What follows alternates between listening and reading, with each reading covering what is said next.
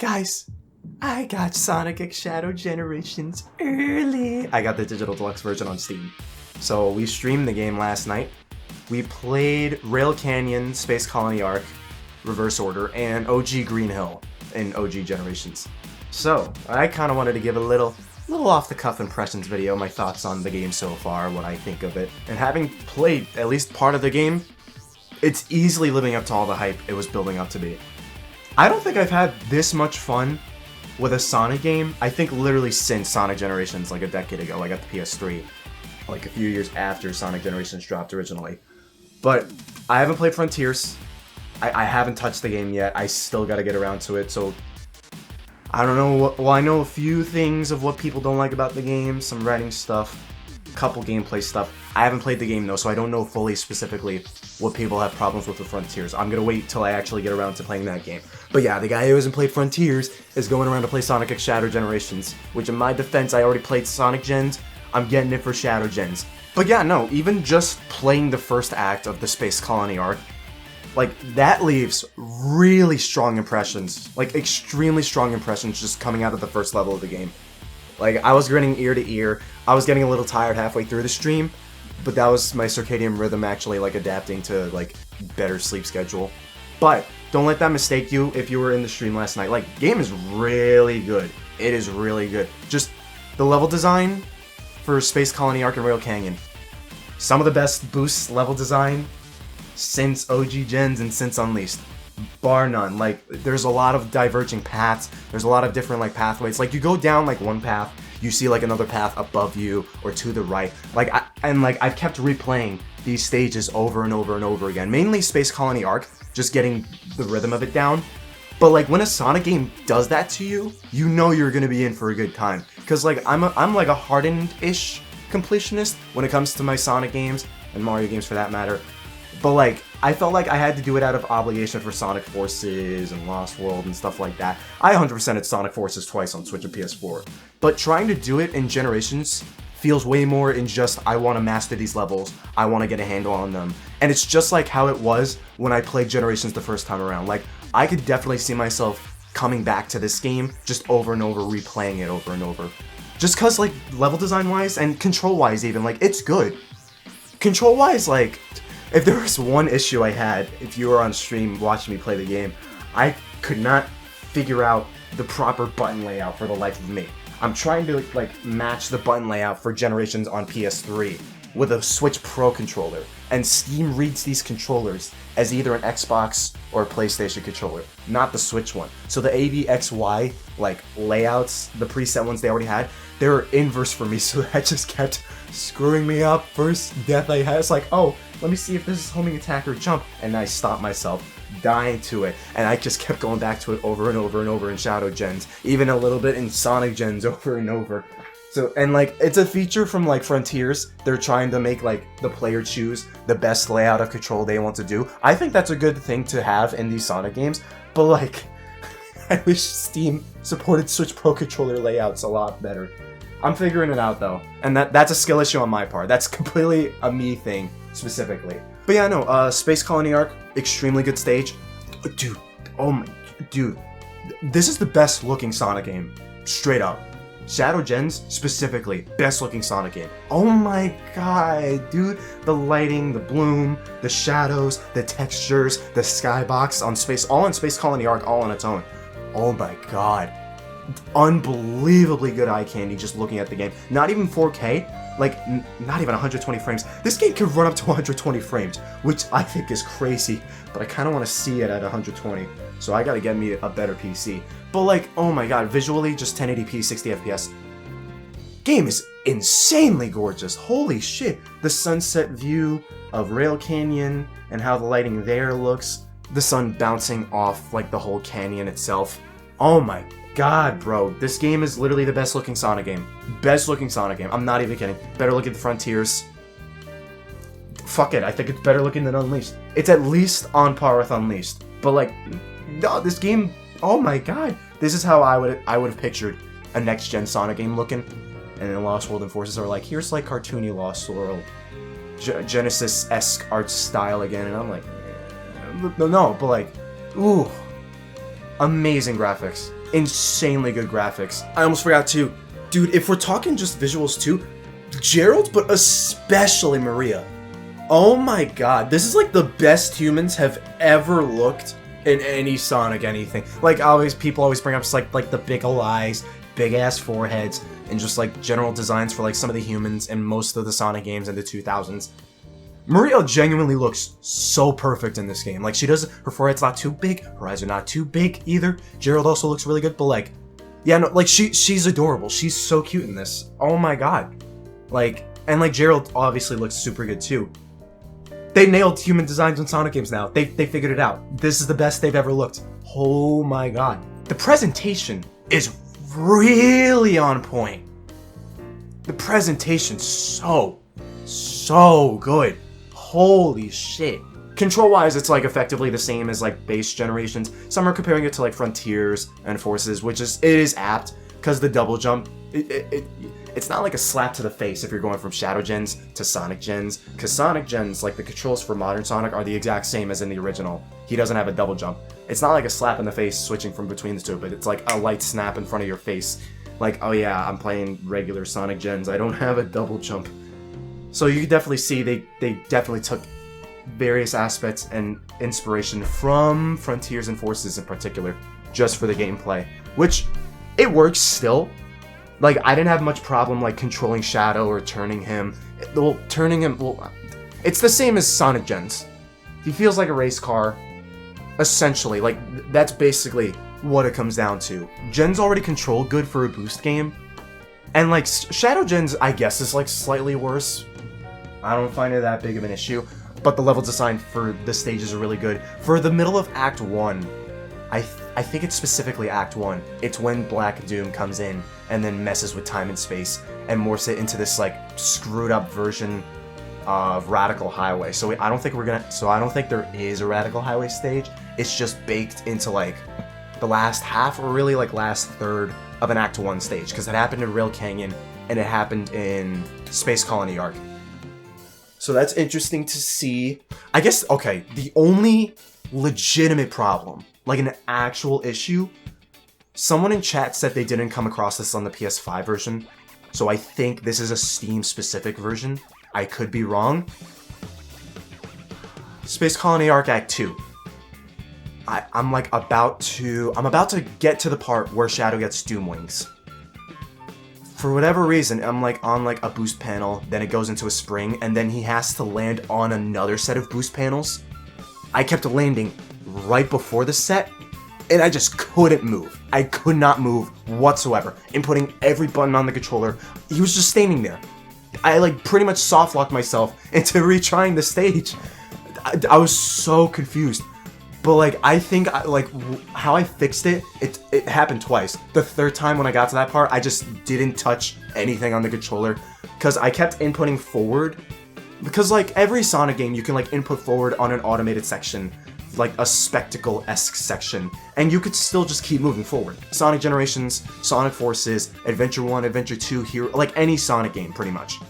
And for whatever reason, in that specific portion of Space Colony Ark Act 2, just didn't want me to move.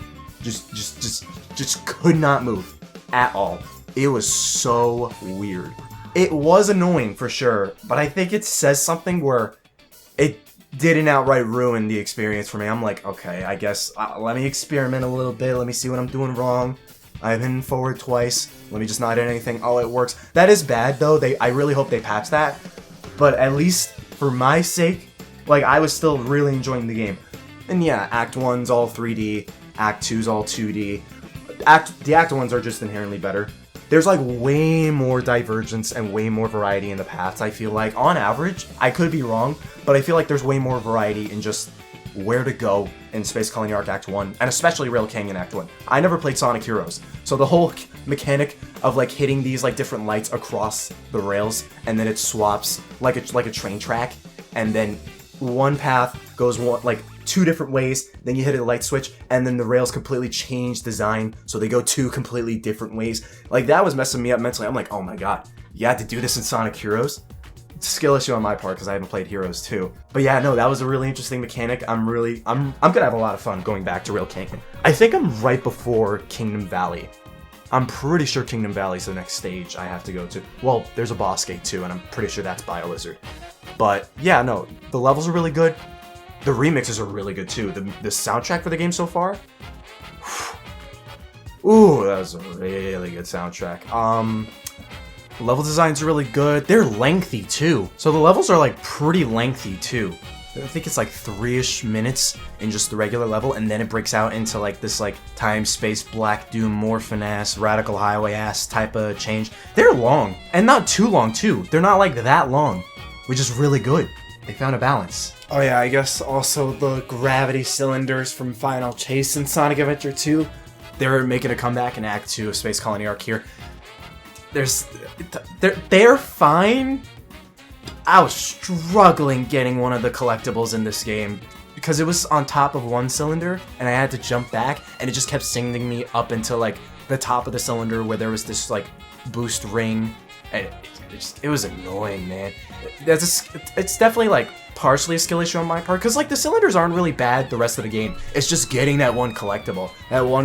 I figured out the timing for it. It's very specific, and I got it within like 3 to 5 attempts on like my second and third try instead of like 30 on the first.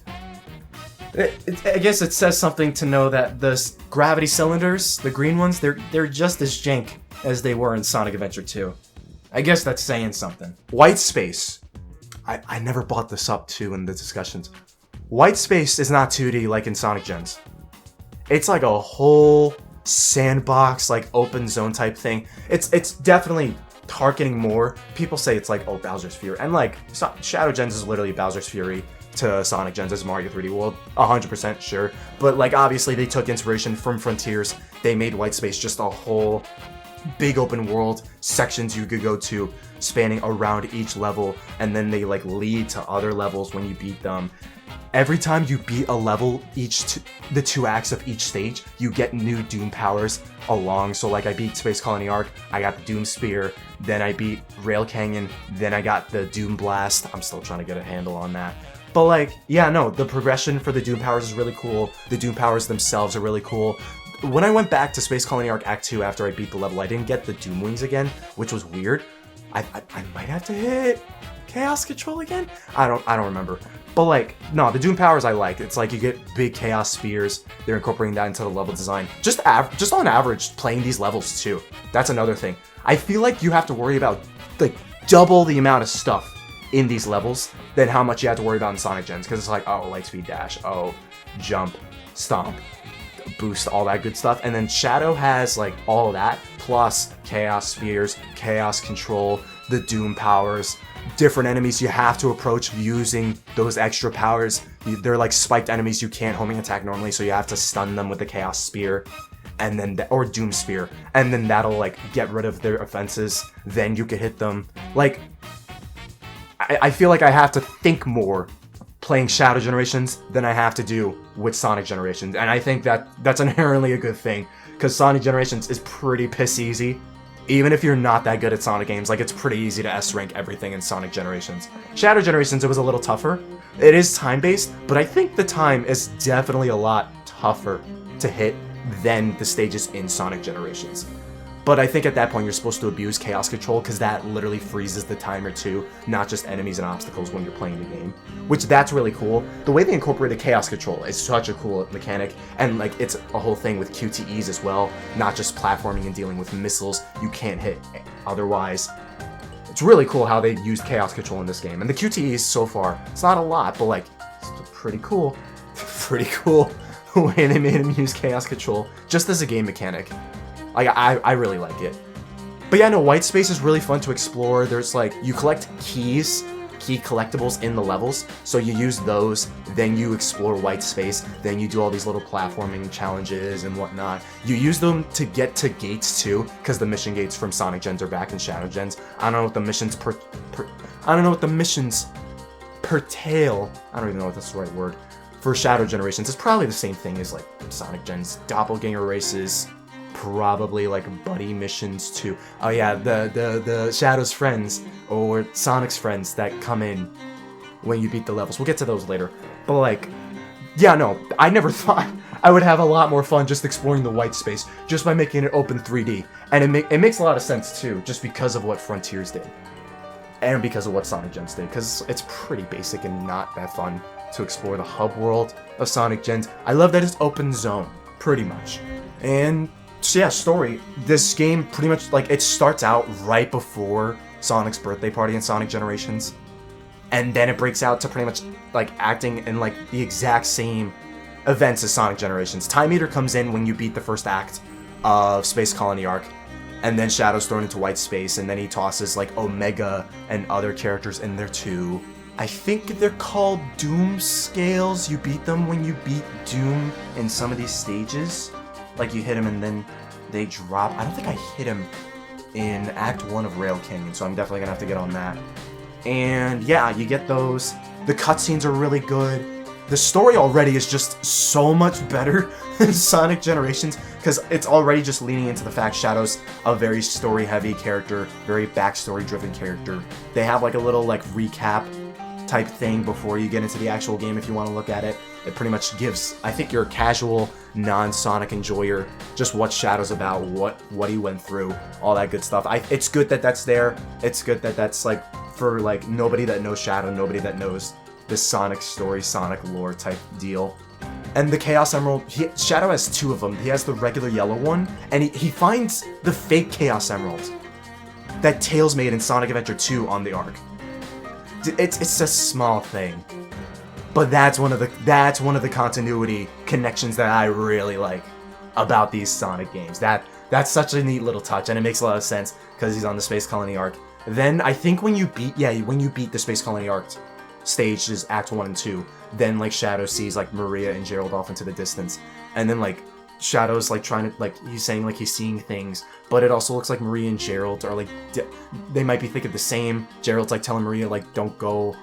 They're like very far off in the distance, and like you could tell like the way he says I'm seeing things, Shadow, like it seems like he's afraid.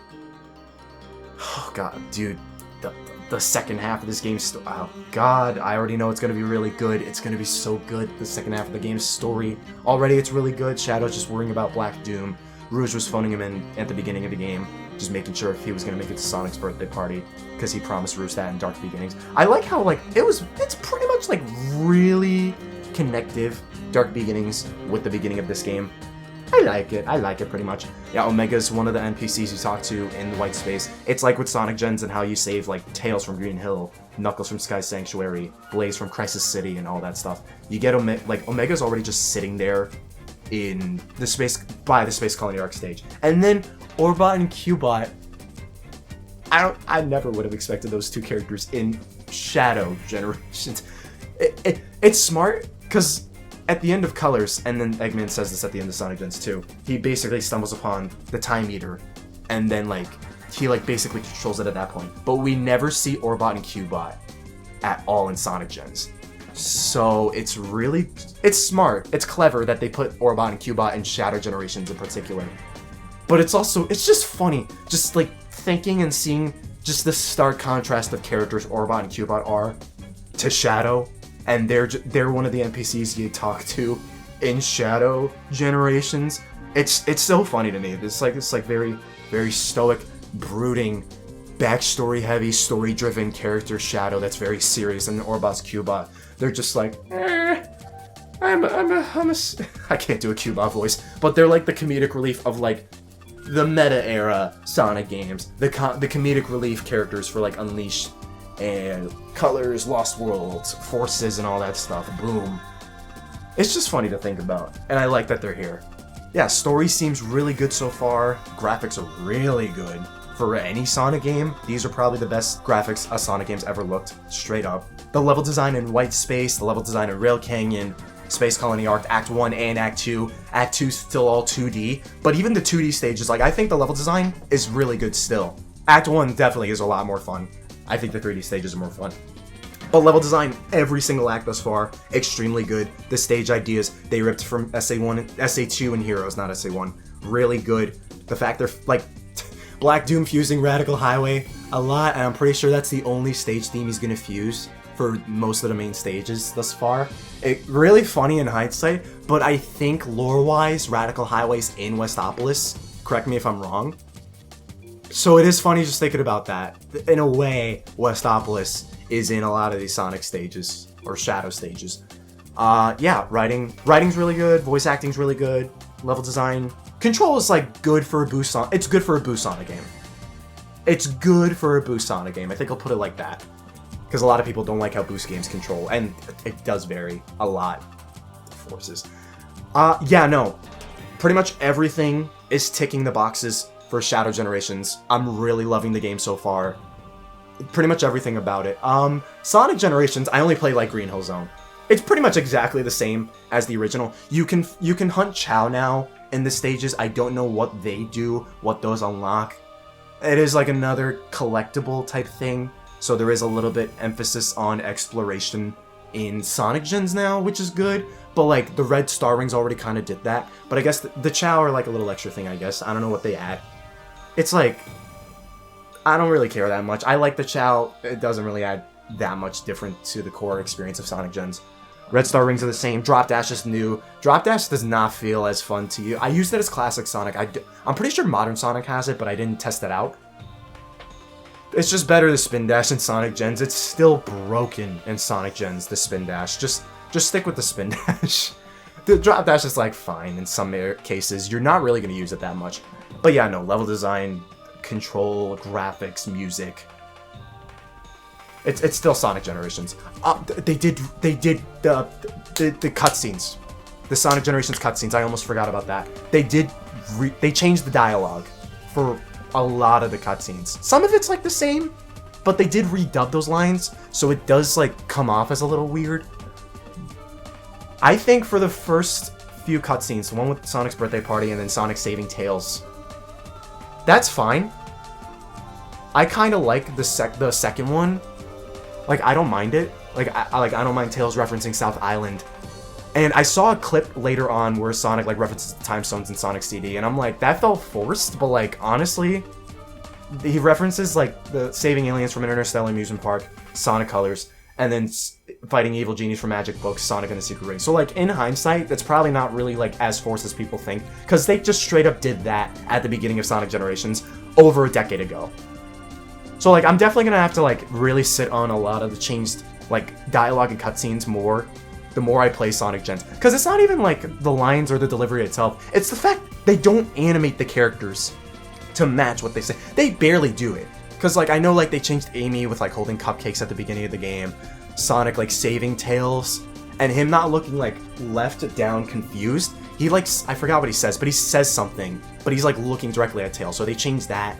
And I know the ending cutscene's different with Amy and Knuckles. They changed that too. There's like a couple instances where it's like very slight animation tweaks. Most of it's not though. So it feels like weird to see here like the vocal inflection and the dialogue and just the way it comes across. And it kind of clashes with how some of the characters are animated and how they usually say the line. Part of it also is because I'm so used to the OG lines in Sonic Gens 2. The first two cutscenes, I think they're fine. I think they're good enough. They're okay. We're gonna have to see the rest of the cutscenes though.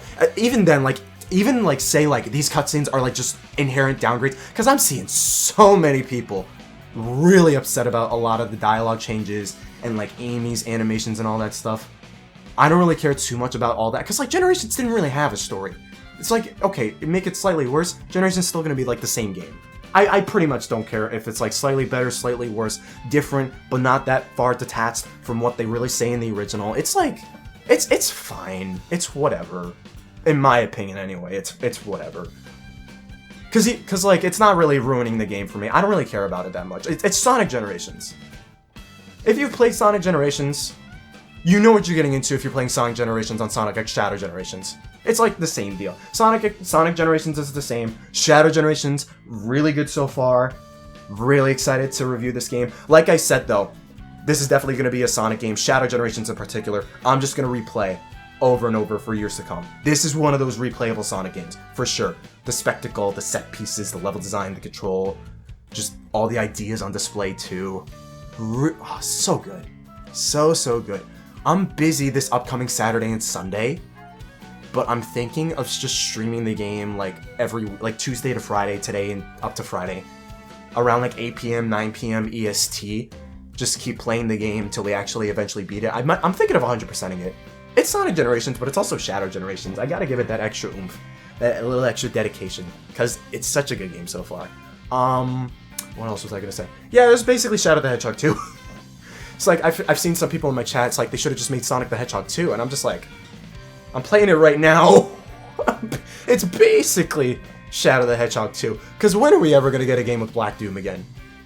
Right? I say that, but God forbid they bring him back in a future game. I say God forbid, but like, he's good so far in this game. I like that they keep the vibe and just this, we meet again, Shadow the Hedgehog. I require a Crunchwrap Supreme at the Taco Bell. Like that type of like deep, stupid ass, really deep voice. I don't know if I call it stupid, but just that vibe of Black Doom, they keep that intact for Shadow Gens. I'm pretty sure it's a different voice actor too. Kirk Thornton, extremely, like, he's getting a lot better with Shadow. You give these characters way better direction, they shine a lot better. That's the thing we're learning about with these new voice cast. New, but they're new in like the 2010s pretty much. Roger Craig Smith, freaking Colleen O'Shaughnessy was always good with Tails. Kirk Thornton it's mainly Sonic and Shadow that needed better direction, and like Roger's getting a lot better direction just in general. I don't know if it's is it better in Sonic Gens with the redubbed line? Sonic sounds the same. Sonic virtually, just voice-wise, pretty much one-to-one with Gens OG, even when the dialogue's different. Kirk Thornton with Shadow though, easy improvement. So much better. I'm curious for what the other NPCs are going to be in the white space too. I feel like Maria and Gerald are probably going to be like late game NPCs you save. The story. It might make me cry. I'm scared. Let me know if you guys got the game early too, if you got Digital Deluxe. I'm probably gonna triple dip on this game. I got it on Steam, I'm getting it for Switch, and for PS4. If I get a PS5, I'll quadruple dip. I've triple dipped on Sonic Forces and Mania. I at least have an excuse with Mania. But if I could triple dip on Sonic Forces, I deserve to triple dip on Shadow Gens. Alright. Guys, give me your thoughts in the comments. Let me know everything you think about the new Sonic Generations and Shadow Generations. I'm going to be streaming the game for the upcoming week every like 8 to 9 p.m. Eastern Standard Time for the next week, besides Saturday and Sunday. We'll see if we can beat the game. We'll see if we can 100% it both games too. I'm going to 100% both. Yeah, thank you for watching. I'm SuperMarioT. And stay super!